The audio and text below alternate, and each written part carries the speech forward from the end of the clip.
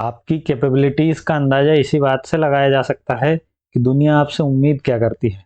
नमस्कार दोस्तों, मैं पंकज यादव स्वागत करता हूं आपका सिविल सर्विसेज हिंदी पर। क्या भारत यूक्रेन में शांति स्थापित करवा सकता है? क्या भारत को रूस यूक्रेन के बीच मध्यस्थता करनी चाहिए? भारत के हित में क्या होगा और हमारे सामने चैलेंजेस क्या क्या है, जानेंगे इस वीडियो में। लेकिन आगे बढ़ने से पहले चैनल को सब्सक्राइब करना ना भूलें और इस वीडियो के बारे में अपनी राय कमेंट कर जरूर बताएं। दोस्तों, सबसे पहले बात करते हैं कि भारत के मीडिएशन की बात हो ही क्यों रही है। तो इसके दो तीन बड़े कारण।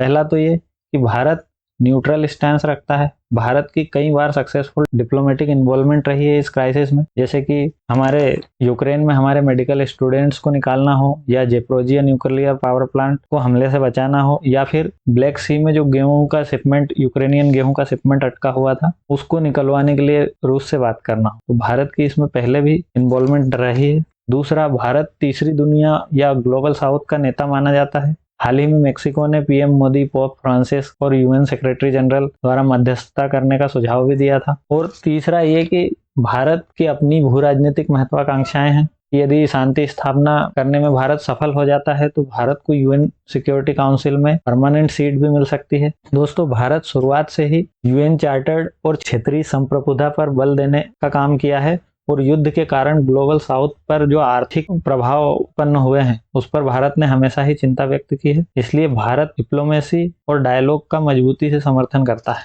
तो आप जानते हैं कि भारत यदि मध्यस्थता करता है तो उसके सामने चुनौतियां क्या क्या है।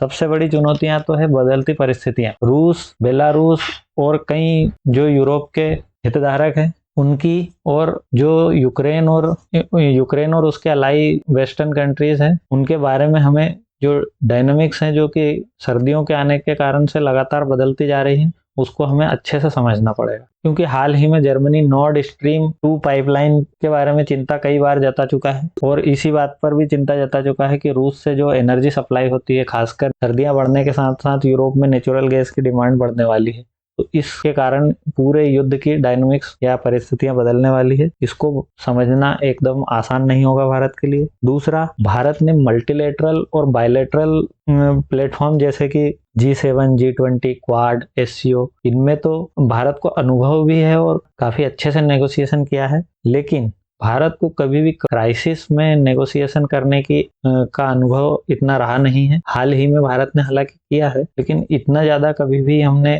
क्राइसिस में नेगोशिएट दोनों देशों के बीच में नहीं करवाया है। तो इसमें हमारा अनुभव की थोड़ी कमी है। रूस के साथ भारत की मित्रता, और हाल ही में जो कच्चा तेल भारत ने रूस से अत्यधिक मात्रा में खरीदा है, इसलिए भारत की विश्वसनीयता पर भी सवाल उठाया जा सकता है। और मध्यस्थता के कारण यदि भारत रूस संबंधों में कोई गिरावट आती है तो ये भारत के हित में नहीं होगा।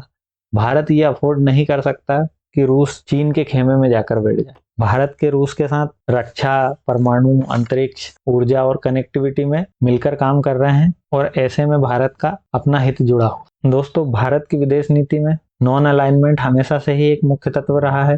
शांतिपूर्ण सह अस्तित्व, वसुधैव कुटुंबकम की भावना का भारत ने पुरजोर समर्थन किया है। समस्या के समाधान के लिए 3D यानी डेमोक्रेसी, डिप्लोमेसी और डायलॉग पर जोर दिया है। तो ऐसे में यदि भारत की मध्यस्थता में दोनों देश बातचीत करने को तैयार हो जाते हैं और इस समस्या का समाधान भी निकल जाता है, तो इसमें कोई आश्चर्य की बात नहीं होना चाहिए, क्योंकि भारत का जो जियोपॉलिटिकल स्टेचर दुनिया में है वो बढ़ता जा रहा है। तो भारत के पास ये क्षमताएं हैं कि इस संकट में भारत शांति व्यवस्था बना सकता है। दोस्तों, इस वीडियो के बारे में अपनी राय कमेंट कर मुझे बताएं, और चैनल को सब्सक्राइब करना ना भूलें। जय हिंद, जय भारत, बहुत बहुत धन्यवाद।